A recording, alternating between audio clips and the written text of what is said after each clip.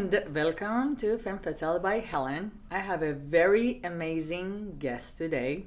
I know we talked about having coaches and life coaches and role model in life. So that's why I'm interviewing Dr. Hoban, which he is holistic medicine and naturopathic medicine, and so many other credentials, which I'm going to have him to directly tell you guys what his specialty is at. And thank you so much for being part of the show and coming to my show. I really appreciate this. Glad to be here. Thank you so much. You know, doctor, I want you to introduce yourself and one by one tell your specialty, and then I'm going to ask my question regarding your specialty, that how we can bring all of this together. So I'm so excited to start talking about this. Thank you. Well, as you just mentioned, I practice natural medicine, nutrition, holistic medicine, and I'm a naturopathic practitioner with the emphasis of a science called psychoneuroimmunology, which is the connection and interaction of the mind, the body, even the soul, and your emotions, and how effective it is if you utilize them in your daily life and just make sure that they're always connected and interrelated. Despite the medicine that they always separate, we always try to just include and, make them inclusive.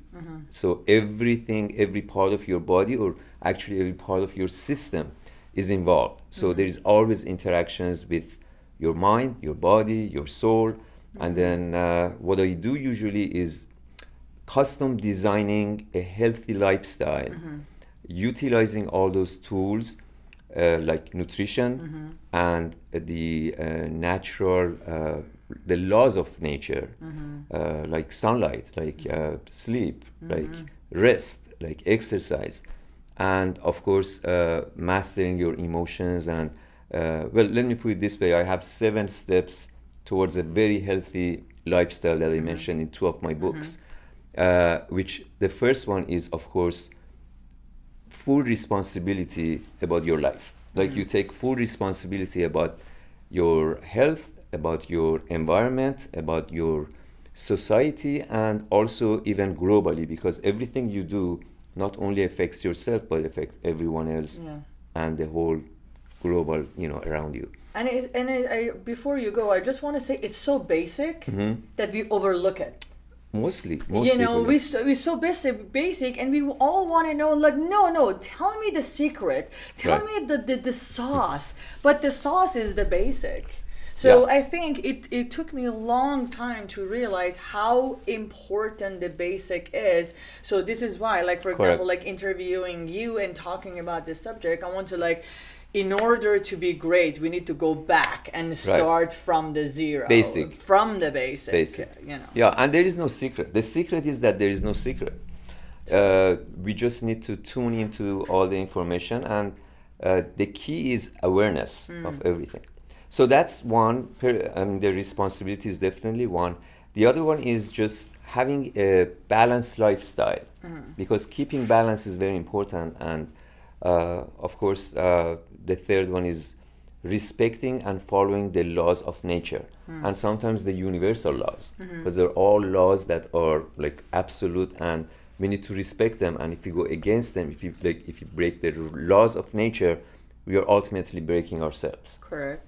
And then it goes to the bodily care, which is 7 aspects by itself. We could talk about that. I like that. Yeah, the body has. But every category you're touching, I have I have questions. Every category is a book by itself. Yeah, correct, absolutely. And so after the body, then it's mastering the emotions, and then it's mind awareness, and then finally, and the most important probably, is spiritual awakening. So these all, they're all the main pillars of having a healthy, happy lifestyle. And then for body, there are also 7 aspects into that, which is detoxing, number 1. Number 2, fresh air, clean air, and deep breathing, and knowing how to breathe, because most people don't know how to breathe. Yeah. And yeah, and then also then there is water, how much water and what kind of water, and clean, pure water and enough water, not too much, not too little. Then of course it's nutrition, which is like many books by itself, because there are some general ideas, but every person has specific needs for nutrition, and there is no way that we could just give one formula for that. And then after nutrition, of course, there is exercise, as we talked about. There's sunlight, and there is rest and sleep. So these are all aspects that if we follow and if we just pay attention to them, we'll have a healthy life. Very nice. And my job is to shed light on their life and see where they are, where they have been, and where they're heading, and then see if they want to continue going where they're heading based on the past and present. I see. You know, I me myself, I had a lifestyle that I had to learn, oh, my emotions are important. Oh, what I eat is important. Oh, how I feel is important. Right. And more I start learning every different aspect of what I do or how I feel, or like what type of path I'm choosing. Like, they are important, basic. It helped me to just have more confidence, to help me have more clear mind, clear thought, more clear dreams, more clear about who I want to be or how I want to be. So it's like the subjects, that every subject that you touched, they make you who you are, you know. And I want to expand about every single subject of it, so people can understand how, like, if you want to do self-development, how, where to start, like what direction to take. Like, for example, I look at someone very peaceful and I say, like, I wish I was peaceful like that person, or I wish I was as wise, or I wish I couldn't get upset. So if I want to go there, here's are the steps. Right? Because I'm not going to open my eyes without putting work into this and just thinking I'm going to have a peaceful life. I need to know these are the steps. These are, let's say, 12 steps that I need to take. This is how I'm supposed to eat, how I'm supposed to feel. So going back to like teachers like you, educators like you, it's so important that we learn from you guys and apply your knowledge to our life in order to make a better version of ourselves. Right. So start with number one. Which one was number one? I remember number two, you said balance. I forgot which one was number one. Responsibility. Personal growth. Because if you don't take responsibility for your life, and you know, you mentioned something about you are looking for someone to tell you what steps to take and everything. What I usually do is, instead of giving you step by step, I give you awareness, and then you could apply them wherever you are most comfortable to start with, and or maybe you have more need to start there. There are some that they have a lot of emotional turbulence, and maybe they are not ready to tap into their emotions yet, and it, you know, even just touching it just makes them explode. So maybe they're not ready yet. So you could start with your nutrition and just start eating well, or start exercising a little bit, you know, or maybe start just eliminating the things that are causing the issues, because that's number one, you know, the step towards something. I have also 7 steps. The steps you want to talk about, let's talk about steps, because I have steps in 2 of my books again, that are 7 steps if you want to do everything you just mentioned, right? The first step, and they're all starting with R. So there are 7 R's, and in Farsi also I you know, translated them in 7 P's. But they're all like they start with the letter P. So the R's are, the first one is, I call it reaction. Why do I call it reaction? Because everything in life is reaction. So whatever happens to you is a reaction of an action that you did yesterday or 6 months ago. So you just have a reaction. So that's the first step. Like if you're just sitting and then all of a sudden you see a rash on your face, that's a reaction. So the body is trying to get your attention, and then you have a choice how to deal with that reaction. You could just put some cream or some cortisone, or just put a band-aid, or just try to eliminate the symptom, or you could just see, okay, this symptom is trying to give me a message, and then go deeper, layer by layer, and see what is the action. And the action might be something you ate. The action might be something in your digestive system, or your liver, or the emotional, something that ate you. It's either something you eat or something that eats you. Because it's very important that the body reacts to emotions and to also what you eat. So it's very important to see what's going on. Okay. Elaborate on what eats you. Stress. Okay. Your thoughts. Okay. Your That's very, exactly very accurate. right. Absolutely. Your negative emotions. Yes. Anger, frustration, envy, jealousy, resentment. All of those are, they're very strong, and they have very powerful effect on your body. Wow. Just as the body has a very powerful effect on emotions.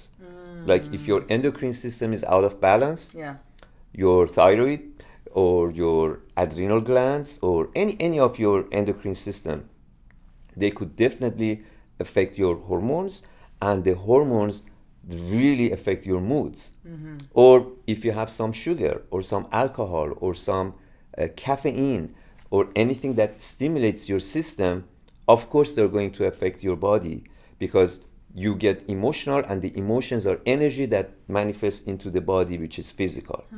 So as much as the emotions could affect the body, like if you're fearful, it could affect your kidneys. If you are anxious all the time, it could affect your digestive system. If you're angry or violent, that could definitely affect your liver and gallbladder, or frustration. All of those, they could affect your liver, and so every emotion affects the body, and every reaction from the body could create a reaction in emotions. Oh, wow. But going back to what we started, no, not the responsibility, but the 7 steps. The 7 steps. So the first step is reaction. Okay. The second step is realization. So you just become, aware. That's the awareness that you just realize, okay, there is something. I have a metaphor about that there is a fisherman who was fishing, and then all of a sudden he sees a lot of water in his boat. And of course, that's a reaction. Then the second step is realization. So he realizes that there is a problem and everything. So the third step is, third R is research. So what you do is you research, and you just go deep to find out the cause, to find out the action that caused it. After you research, then you find out what caused it. So the fisherman finds out that there is a hole in the boat. So what does he do? Before he starts emptying the water, he plugged the hole. So he put something in the hole so no more water comes in. So in the R becomes refrain, or refine, or detox, or staying away from what is the cause of the situation. So eliminating that. So let's say the cause of your issue is smoking. So that's when you find out, okay, the smoking is causing this, or maybe you ate something that had too much sugar or too much junk in it, or hydrogenated oil, or high fructose corn syrup, or many, I mean, we could just go deep into nutrition. So then what you do is you refrain, refine, and everything. And then the next R is you start, after you do that, you start repairing. So what does it mean? He starts repairing the hole or whatever. And then it's replenishing, and then it's rejuvenate. So they're all R's. So going back to the steps you're talking about, the first thing is to find out what is going on, to become aware of any action.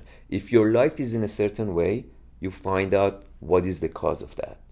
Once you find out the cause, you eliminate the cause first, number one, and then you start, repairing it, or replenishing it, or replace it.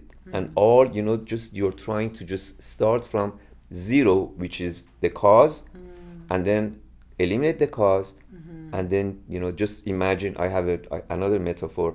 Imagine you have a shoe. I mean, women love shoes. And you buy a pair of shoes, and you love it. And you just love it. You're starting to buy, and you wear it, and then you see, oh, it's bothering you a little bit, but you are so in love with the shoe. I know how women are. Yeah. So you just buy the shoe. Yes. And you just walk in it for a while, for a day or two. Can you later on hold this? I want you to explain why women love shoes. Yeah, please. Later on, tell me, please. Tell me. Because I don't know. I want you to tell me. Oh, okay. Yeah, later on. I want you to continue what you're saying. I have no idea. You have no idea? I have How is the worldwide the same disease? I don't call it a disease. Yeah, it's kind of Cinderella disease. I don't want to put a label on it that is a disease, but I know that women are like really, the shoes are one of the most important things. And I know that, I mean, it's one of the most important, actually. That's what I heard, or that's what I observed. So I don't know. Okay. That's something that maybe... I'm so sorry. My ADHD kicked in and I just threw off. No, maybe you could find out. I don't know. Okay. Maybe I just go and research about it, and or just meditate on it and see why is it. But it is what it is, and there's nothing wrong with that. But this Mrs. Jones, who is wearing the shoe now, and he starts having symptoms because the shoe is, let's say, a little tight. Or another metaphor is you have something in your shoe, and because you are so in love with your shoes, you keep wearing them, and you ignore that there is something that is bothering you. And you know, this is just a metaphor. So you just keep wearing it, and the story is very long. You keep wearing it and wearing it, then you put a band-aid on your foot, but you keep wearing the shoe because you don't know the shoe is the cause, metaphorically. Yes. And then you take medications for the pain, then you go to the doctor look at it and say, oh my God, it's getting infected, gives you antibiotic, and you know, so the story goes on and on and on, and Mrs. Jones keep wearing the shoe, and the symptom is still there and becoming more and more and more because the body is trying to get your attention, that there is something you're doing is bothering you. So eventually, at the end of the story, they cut off the foot up to the ankle. This is just a metaphor, just to show you. I mean, because this metaphor, we could just see it all the time in our lives. Correct. That we have symptoms, and unfortunately the conventional medicine is always, and with the help of this, pharmaceutical companies, they're always eliminating the symptom, not looking at the cause. And mind blowing. I love it. So you see so those are steps. You want steps? Yeah. Find out what's going on with your life. Yeah. And start somewhere. Start anywhere. Yeah. Start with your emotions. Start with your spirituality. Maybe start meditating. Maybe connect with nature. Yeah. Maybe start eating better. Maybe eliminating some foods that really affect your body and are not good for you or anyone. Or maybe improve your sleep. Maybe add the quality of your sleep. But start somewhere. It doesn't matter where you start. It's just where your comfort zone is, and you just start one of them. I like that. Can I ask you a question? This has nothing to do with the nutrition, but I interview so many entrepreneurs, and one thing I found in common, which lots of people have, especially in the entrepreneurial world, is lack of trust. Lack of trust. Yes. And it's just so hard to trust others. You become more and more excluded from the world, more and more secluded in your own world. And then, like at one point of it is you're exposed to so much, and you interact with so much, and you bring lots of business, and then you have to go through the filter, like who stays, who doesn't stay. There's lots of interaction going on.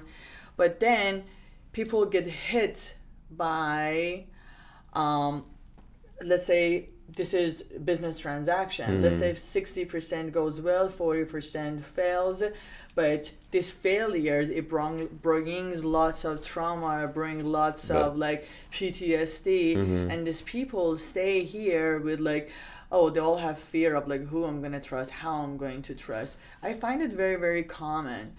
And you said a couple of stuff, I'm like, realizing like what is your problem, start from somewhere. I can say in the last 18 months that was one of my top one issues that I had to deal with it, because I was like, how I'm gonna trust the world, how I'm gonna trust myself. Like if I cannot trust myself, then how I'm gonna trust the world? So you know, it became, and it definitely made me sick. It definitely affected my health. It definitely affected my mood and my interaction with people, because it allowed fear to come to my life, right? And when I allowed fear to come, so it like started with the trust, went to the fear, and I will like cut myself. I'm like, I'm going down the rabbit hole. So it's like, you know, how do you go around it? I want to hear from you. Okay. This is not my specialty, but I can just give you my thoughts on that. First of all, I never generalize anything that that all entrepreneurs they have trust issues or they don't. But your experience was a lot of them do have that, and I think part of it could be the experiences in their life. But also trust is a big word, because it could start from your childhood. It could start from what happened in your childhood. How did your parents, how much did they keep their words? And like if they promised something, did they keep that? But that doesn't mean only that, but that's one place to look at. Like, how was the childhood? Did you have some promises broken in your childhood that affected you, that okay, you made the conclusion that okay, I cannot trust people? I have the opposite problem. My problem is I trust everyone. And you know, because let's say because I am an honest person, and I always say the truth and everything, so I'm assuming that's everyone. And I have paid the price many times in my life because I trust, and then you know, I just get betrayed, or you know, or whatever. So maybe that also has something to do with my childhood. But I think everything about trust probably has something to do with, I mean, not going in past lives. I don't want to touch that today. But there might be some component to that too, if for some people who might believe in those things. But let's just talk about this life. There could be some things in your childhood, from your peers, from your parents, your siblings, friends, and you know, everything, that some things were broken. Or maybe when you know, got older, your relationships, maybe a few of your relationships, you know, you got some you know, issues with fidelity, or telling the truth, or whatever. And then based on that, maybe you accumulate, and then you make a conclusion sometimes that okay, I cannot trust anyone. In my opinion, trust needs to be gained. And not my way is correct, and not the other people who don't trust anyone. I think we should always deal with every situation without touching the past experiences, with a neutral, you know, base. And then give the opportunity, or I mean, give the person or the situation an opportunity to experiment. In other words, proceed with caution. You know, you just, you know, you're just a little cautious, not like me, because I'm not, but I should be. And you just proceed step by step, and little by little, then you can make a decision or make a choice if this person is trustable or not, rather than generalizing, or rather than stereotyping, or rather than using your past experiences. Because let's say a certain person with certain specifications maybe certain skin color, or maybe certain career, or maybe certain gender, or maybe certain belief system, or religious system, or political beliefs. Then you just maybe stereotype it and say, okay, all people who think like that, or who act like that, or have that function, I cannot trust. Yeah. And to me, that's not probably a good way to no. do. So I think we should just deal with every situation and every person from a neutral point, and then proceed with caution. You know, just be very cautious. My uptake from what you said is like to take a look at the roots of why you feel like that. Like that will be your priority, to take a look at the roots and then apply it case to case to see like there might be something in common with so many of the cases. Right. But let's see the roots. Where is it coming from that this is how you feel like that? Pretty much. Yeah. See, because as we grow up, we make certain we save and we store certain beliefs in our mind, and these beliefs are they act like a reality or fact for us, and they do not necessarily mean that they're facts or absolute facts or reality or whatever. Where do these beliefs come from? The beliefs come from your peers, your the media, the movies, your teachers in your childhood, your parents, and every surrounding, or your religious background, or your political background. You make certain beliefs, and then every action in your life that you do is every decisions that you make, every choice that you make is you use those beliefs as a base, as a fact, and you say, okay, for example, I believe that, okay, if I am driving, that's a belief I have. If I'm driving and there is a red light, I stop. Yeah. That's a belief that it works for me. Correct. Yeah. But I might also believe that, okay, that person, if all the people who have that kind of political agenda, I cannot even communicate or collaborate or talk with them or anything like that. Okay, so a lot of our beliefs are they do serve us, but a lot of our beliefs maybe they don't. Yeah. And it's because of that. So my suggestion is once in a while, sometimes once a year, sometimes once every 10 years, and sometimes once a day, maybe every time before you go to bed, you review your beliefs about everything in life. Correct. I believe that if I eat too much sugar, it's not good for me. So true. That's a good belief. So true. I use it. Yeah. But if I believe that, okay, I believe that if I touch this, a black cat is gonna come here and just ruin my life. That might be a superstitious belief. And absolutely. I say, do I want to keep this belief? Because maybe my grandmother said one day that if you do that, and if a black cat passed by you, that's bad omen. Or if there is a ladder, or you open an umbrella inside a room, that's really bad luck. Or number 13 is a bad luck. Or I love number 13. I love Friday the 13th, because they have always been a good day for me. But a lot of people just, I don't make a deal on Friday the 13th. These are just beliefs. Correct. And they're not necessarily true or fact or anything like that. So we need to review. Once you review your beliefs, then you can readjust them and maybe replace them with some other beliefs that are more constructive to you. So just see, does this belief serve me? If it doesn't, I choose not to have it. So we need to have an open mind and be flexible about different ideas. So important. I believed a lot of things in the past about nutrition. Yeah. Right? Or a lot of things that I learned in school. I don't believe in them right now. Correct. I changed my ideas. Correct. I believe that the more vegetable, the better. Yeah. But now I believe, no, maybe we should have bone broth instead of vegetable juice. I see. So I'm flexible, even though, I had PhD in nutrition and I learned a lot from my teachers in school and everything, but life and research and a lot of, contemplations, a lot of meditations and a lot of observations made that possible for me to make a different choice that serves me better. So My suggestion is like to review your beliefs and see where your beliefs are coming from.